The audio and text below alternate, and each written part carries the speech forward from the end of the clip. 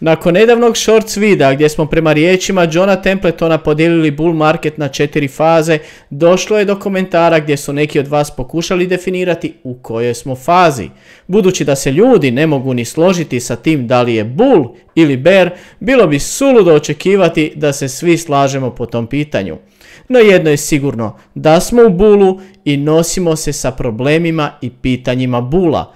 Jedni se boje da će prodati prerano, drugi da će prodati prekasno, treći da je već sad kasno za kupiti kriptovalute, četvrti pak koliko će njihova omiljena kriptovaluta napraviti u ovom bullu i upravo to je jedno od najčešćih pitanja koje dobivam, pa idemo se danas pozabaviti upravo tim pitanjem na realnim primjerima prema vašim željama, pa ako vam se sve to sviđa, ostanite sa mnom do kraja.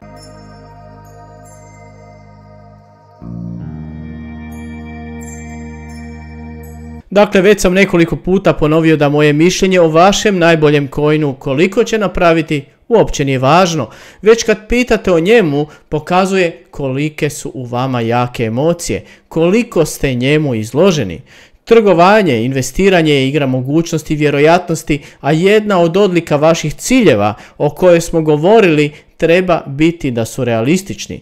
Pođemo li od činjenice da većina altcoina koja je postojala u bullu 2016. i 2017. nije dostigla, a kamoli postavila novi all time high u prošlom bullu, zato ako govorimo o većini, kolika je vjerojatnost da će upravo vaš omiljeni coin, token, biti u pobjedničkoj manjini? Koliko je to realno?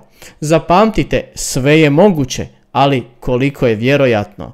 Hoćete li svoje ciljeve ostvarivati na temelju činjenica ili na temelju bajki? Recimo da od 300 ljudi svatko kaže jedan omiljeni coin iz prošlog bulla, tu bi se našlo minimalno od 100 do 150 različitih coina, a možda će ih 10-ak napraviti novi all time high, ali gotovo svi očekuju da će to učiniti baš njihov coin. Dobra vijest je da nam je pred vratima Bitcoin halving, koji je više retail događaj i nakon kojeg bi altcoini tek trebali pokazati svoje pravo lice. No što očekivati od svojih starih altcoina? Ako ih idemo uspoređivati u Bitcoin paru, vidimo da u odnosu na Bitcoin idu sve niže i niže. Evo na primjeru VeChaina, dakle odličnog projekta kojeg vidimo da je u odnosu na Bitcoin sada na razinama kao što je bio i krajem 2020. godine.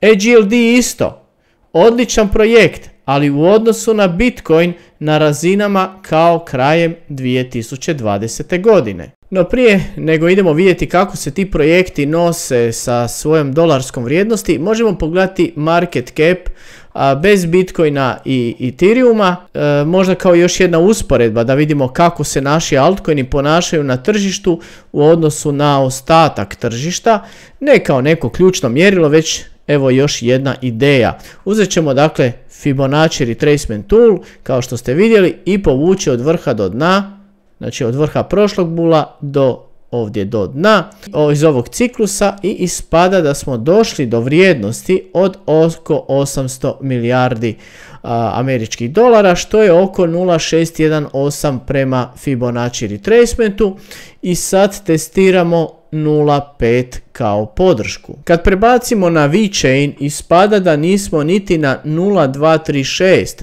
dakle itekako zaostaje za tržištem. Počeo je doduše raditi više vrhove i viša dna, ali po pitanju cijene ne radi ništa spektakularno.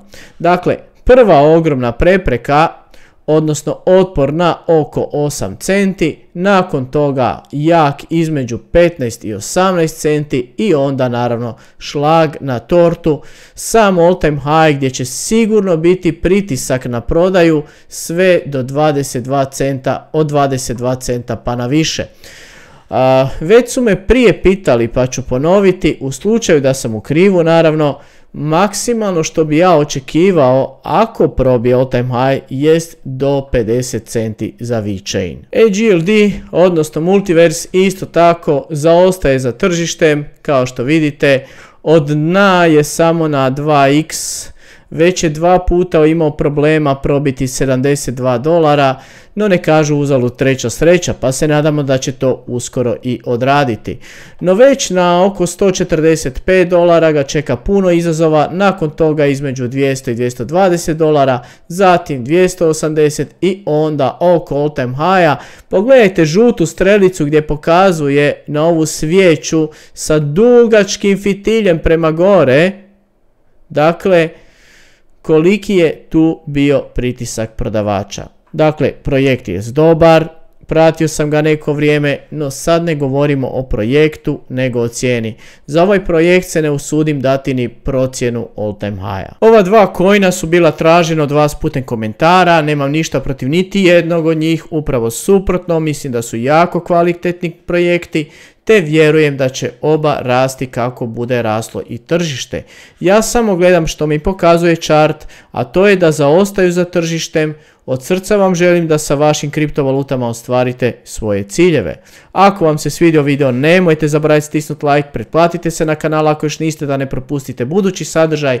Pogledajte u opis videa kako još možete podržati kanal. Hvala na vašem vremenu i vidimo se u nekom novom videu. Pozdrav!